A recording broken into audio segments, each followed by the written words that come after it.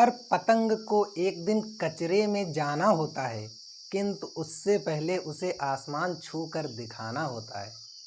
Hello दोस्तों, तो मैं अभिलाष सिंह फिर से हाजिर हूँ आपके सामने। पैराबोला हम लोग पीछे पढ़ रहे थे, तो अब हम लोग देखते हैं कि पैराबोला में और क्या क्या चीज़ें होती हैं। तो हम लोगों ने कल पैराबोला की स्टैंडर्ड इक्वेशंस को डिस्कस किया था। अब हम देखते हैं कि पैराबोला की पैरामेट्रिक इक्वेशंस क्या होती हैं और पैरामीटर्स क्या होते हैं। वैसे तो मैंने आपको थोड़ी सी जानकारी पैरामीटर्स के बारे में दी है कि पैरामीटर्स होते क्या हैं। जैसे मैं कहूँ कि मेरा दोस्त राहुल है और राहुल का दोस्त विनय है, तो एक हिसाब से मेरा और राहुल का मतलब राहुल के दोस्त विनय से भी एक रिलेशन हो गया। मतलब मैं कह सकता हूँ कि मेरा और विनय का भी एक रिलेशन है। उस रिलेशन से मतलब एक दोस्ती के रिलेशन से हम दोनों में भी एक रिलेशन है फ्रेंडशिप का।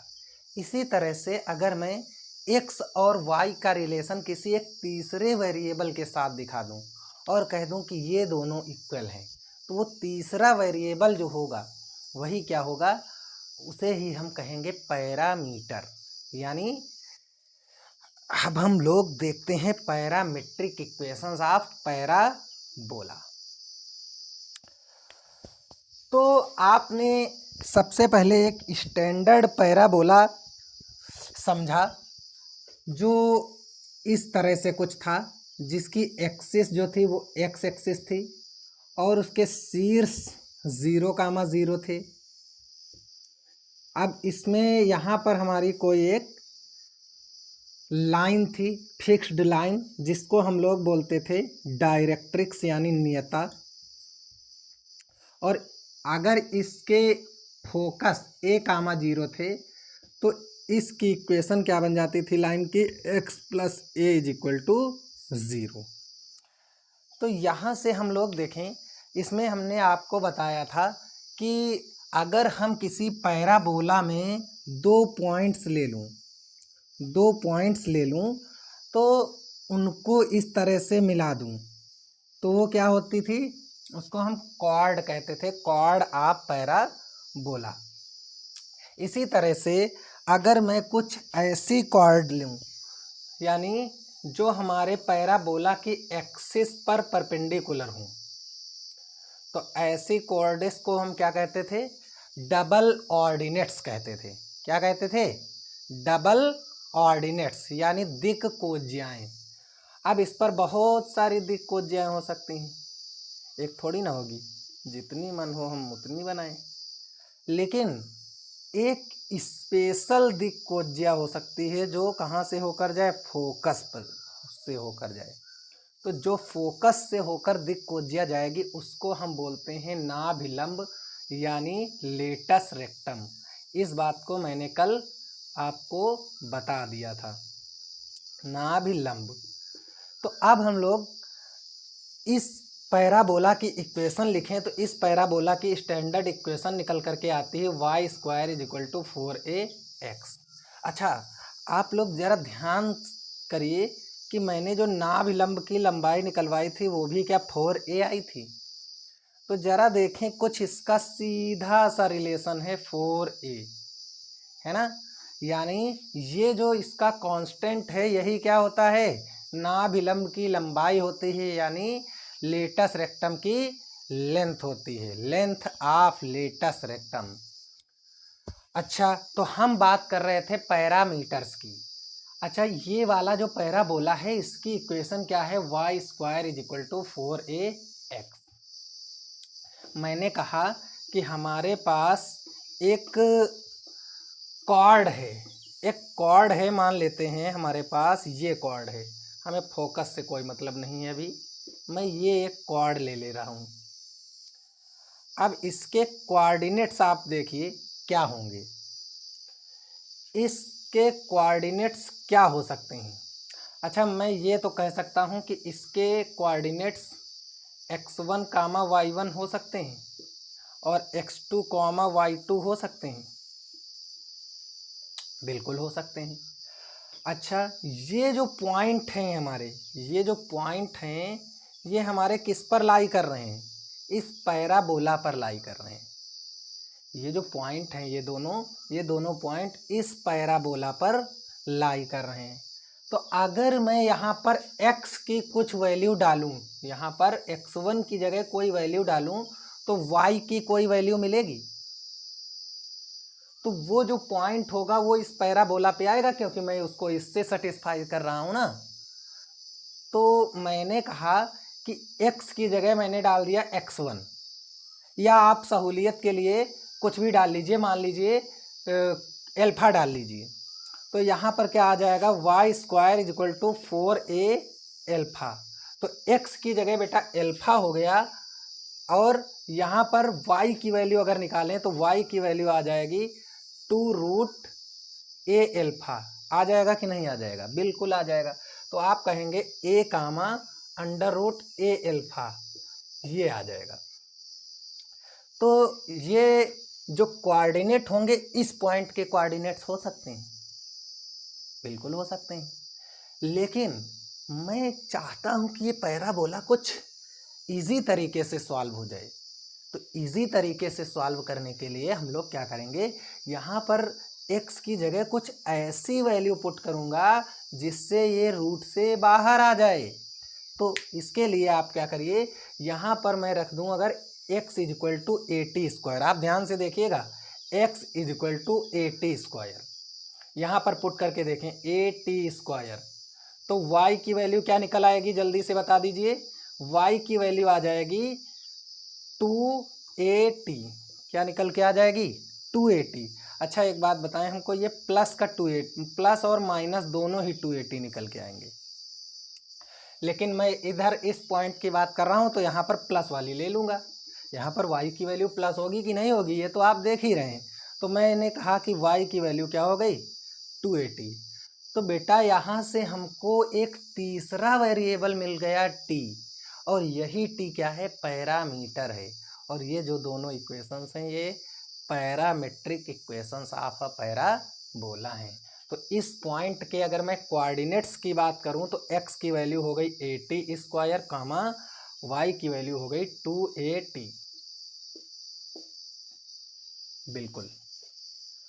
अब अगर मैं इस पॉइंट के कोऑर्डिनेट्स निकाल चुका हूं तो इसी तरह से अगर आप इधर के यानी इस पॉइंट के कोऑर्डिनेट्स निकालना चाहें तो इस पॉइंट के कोऑर्डिनेट्स क्या हो जाएंगे? जैसे ये AT1 स्क्वायर कामा 2AT1। अच्छा यहाँ पर ले आए तो मैं कह सकता हूँ कि AT2 स्क्वायर कॉमा 2AT2। तो ये जो हमारे पॉइंट्स मिल जाएंगे, इन दो पॉइंट्स को मैं क्या कहूँगा? इस कॉर्ड के एंड्स के पॉइंट है। इसी तरह से अब मैं क्या सॉल्व करने जा रहा हूँ? इसी तरह अब मैं सॉल्व करूँगा, देखूँगा कि ये हमारी ये दोनों पैरामेट्रिक इक्वेशंस हैं और ये दोनों हमारे क्या हैं, मतलब हमारे कॉर्ड के एंड पॉइंट्स के निर्देशांक हैं यानी कोऑर्डिनेट्स हैं। अब हम लोग देखेंगे कि एक दूसरा पैराबोला, ये केवल किसके लिए है? जो एक्स एक्सिस के पॉजिटिव साइड में खुल रहा है और जिसके निर्देशांक 0,0 हैं। यहाँ पर हम ध्यान से देखेंगे, जैसे ही मैं इसको उधर बनाऊंगा थोड़ा सा चेंज जरूर आएगा। तो यानी कि आप समझ चुके हैं यहाँ तक की कहानी कि अगर हमारे पास कोई कॉर्ड है तो उसके कोऑर्डिनेट्स हम क्या ले सकते हैं? AT1 का स्क्वायर कॉमा 2AT1, और नीचे आएंगे तो AT2 का स्क्वायर कॉमा 2AT2। मतलब यहाँ पर t की वैल्यू चेंज कर रहे हैं।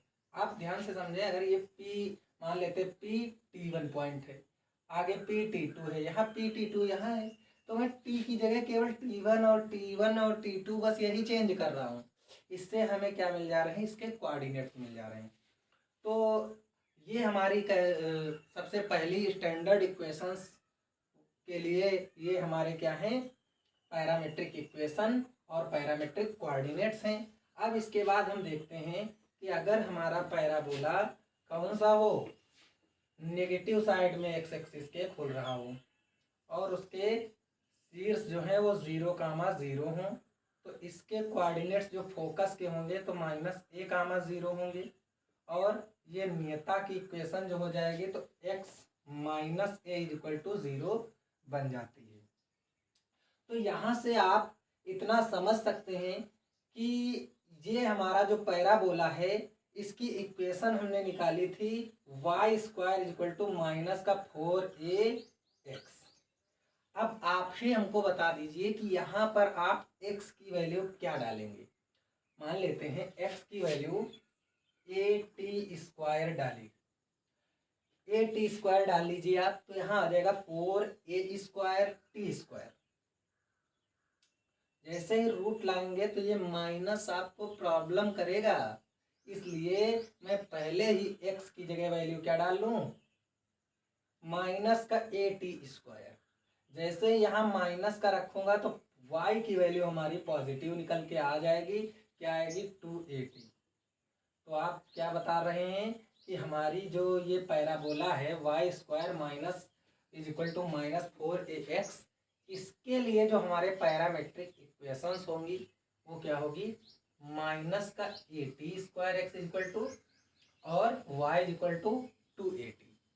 इसी तरह से इसके कोऑर्डिनेट्स भी हो जाएंगे। अगर कोई हमारे पास ऐसे हमारे पास कॉर्ड है तो उसके कोऑर्डिनेट्स भी हो जाएंगे -at1², 2at1। नीचे वाले के लिख सकते हैं माइनस का at2², 2at2। तो यहाँ तक की कहानी हमारे हिसाब से आपको समझ में आ चुकी होगी। तो अब हम देखते हैं कि अगर हमारे पास कोई दूसरा पैराबोला है जो y एक्सिस की पॉजिटिव डायरेक्शन में खुल रहा है और जिसके जो शीर्ष हैं, वर्टेक्स हैं, वो 0,0 हैं। ये हो गया 0,0। अब मान लेते हैं कि इसका जो फोकस है वो 0,b है, तो आप तुरंत इस इक्वेशन यानी इस नियता की समीकरण बता सकते हैं कि यहाँ पर क्या हो जाएगा, y की वैल्यू क्या है, नीचे -b होती है तो y + b = 0 बन जाएगी, बिल्कुल बन जाएगी। तो यहाँ से अगर आप इसकी पैरामेट्रिक इक्वेशन बनाना चाहते हैं तो सबसे पहले इसकी इक्वेशन हम देखें तो क्या होती है, x² = 4ay।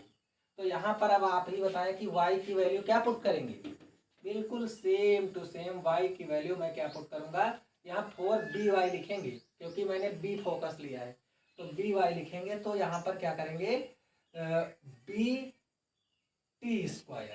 जैसे ही मैंने bt² यहाँ पर पुट किया तो x की वैल्यू क्या निकल करके आ जाएगी, 2bt। तो यहाँ से हमारे जो इसके पैरामेट्रिक इक्वेशंस आ गए हैं वो क्या आ गई हैं, y = bt² और x = 2bt। ये चीज़ें आप अपने माइंड में सेट करते जाइए। देखिए पैराबोला हो या कुछ भी हो, कोई भी टॉपिक हो, अगर स्टेप वाइज आप उसको पढ़ते रहेंगे तभी आप हर तरह के क्वेश्चंस कर पाएंगे। अभी मान के चलिए मैंने आपको कुछ भी नहीं बताया है, अभी मैंने ये बताया है कि जो हमारा वर्टेक्स है वो कहाँ पर रखा है, ओरिजिन पॉइंट 0,0 पर। इसके बाद जब हम पैराबोला को शिफ्ट करेंगे इधर उधर तो शिफ्टिंग प्रॉब्लम वाले क्वेश्चंस में ही तो असली मजा है। तो उनको सीखने के लिए मुझे पहले बेसिक्स सिखाना होगा, इसीलिए मैं आपको बेसिक पहले सिखा रहा हूँ। तो सबसे पहले आप इस बात को ध्यान में रखते हुए कि बेसिक क्या क्या होते हैं, बहुत कायदे से, और अगर आप कायदे से वाकई में सीरियस होकर पढ़ रहे हैं तो आप नोट्स बनाते रहिए। जैसे जैसे मैं बताता जा रहा हूँ रफ कॉपी उठाइए और नोट्स बनाते रहिए। देखिए ये ना सोचिए मैथमेटिक्स में नोट्स बहुत इंपॉर्टेंट होते हैं। अगर आपके पास टॉपिक वाइज नोट्स हैं, टॉपिक वाइज, तो आप एक भी क्वेश्चन नहीं छोड़ेंगे, सब फोड़ के रख देंगे, है ना। तो यहाँ पर हम देखें कि ये हमारी इक्वेशन हो गई। अब हम देखते हैं कि हमारे पास एक और पैराबोला है। चौथी हमारी जो बात है वो किस पैराबोले की है, जो हमारा 0,0 इसके शीर्ष हो और नीचे की तरफ y एक्सिस पर खुल रहा हो। और इसकी इक्वेशन अब यहाँ से इसका केंद्र क्या है, 0 कामा, यानी इसका फोकस क्या है, 0 कामा माइनस बी। अच्छा, ये दूरी प्लस बी हो जाएगी तो y is equal to plus B आ जाएगी इक्वेशन, यानी y minus B is equal to 0। इस नियता की समीकरण आ जाएगी, डायरेक्ट्रिक्स की equation y minus B is equal to 0 आ जाएगी। अब यहाँ से आप खुद ही बताइए कि ये जो पैराबोला है वो क्या है, x square is equal to minus का 4ay वाला है कि नहीं है, बिल्कुल है। तो अब आप यहाँ y की वैल्यू क्या पुट करेंगे, y की वैल्यू सीधे यहाँ b रखेंगे क्योंकि मैंने b लिया है। अब यहाँ पर हम y की जगह क्या पुट करेंगे, माइनस का bt स्क्वायर, तभी हमारी x की वैल्यू निकल करके आएगी 2bt। तो यहाँ से हमारी जो ये दो इक्वेशंस आ गई, ये दोनों पैरामेट्रिक इक्वेशन हैं इस वाले पैराबोला के लिए। तो यहाँ तक मैंने आपको बता दिया। अगर हमारे पास कोई भी कॉर्ड है उसके निर्देशांक कैसे लेते हैं, देखिए अगर आप टॉपिक वाइज इन चीज़ों को समझते जा रहे हैं तो मैं वादा करता हूँ कि आपको एकदम मज़ेदार मैथ आएगी, है ना। मैथ एक अपने आप में एक अलग ही मज़े वाला सब्जेक्ट है। तो हम लोग लगभग छोटे छोटे बेसिक्स को क्लियर कर चुके हैं। अब नेक्स्ट जब वीडियो में लेकर आऊँगा तो उसमें कुछ क्वेश्चंस से पहले शुरुआत करूँगा। आपको मैं इन सब बेसिक्स वाले क्वेश्चंस कराऊँगा। उन क्वेश्चंस के बाद मैं शिफ्टिंग प्रॉब्लम को भी बताऊँगा कि जब पैराबोला इस 0,0 के अलावा कहीं पर हो। अभी तो इसमें कई तरह की शिफ्टिंग चलेंगी। एक तो ऐसा रहेगा कि या तो वो एक्स एक्सिस के पैरेलल उसकी एक्सिस हो इस तरह से, एक ऐसा हो सकता है वाई एक्सिस के पैरेलल हो, केवल इधर उधर शिफ्टिंग हो। इन सब सारे सिस्टम्स को सीखने के बाद हम लोग आएंगे बड़े बड़े क्वेश्चंस पे, बड़ी बड़ी चीज़ों पे। तो बड़ी बड़ी चीज़ें, अब जैसे तुमको इस तरह से पैराबोला दे दिया जाए, मतलब उसका सेंटर रैंडमली कहीं दे दिया जाए, फोकस उसकी किधर जा रही है, इन सब चीज़ों को भी हम कायदे से डिस्कस करेंगे। तो तब तक के लिए हम आपसे विदा चाहते हैं। तो हमारी वीडियो आपको कैसी लगी, अगर आपको ये वीडियो अच्छी लगी हो तो प्लीज़ इसे लाइक शेयर और सब्सक्राइब करें।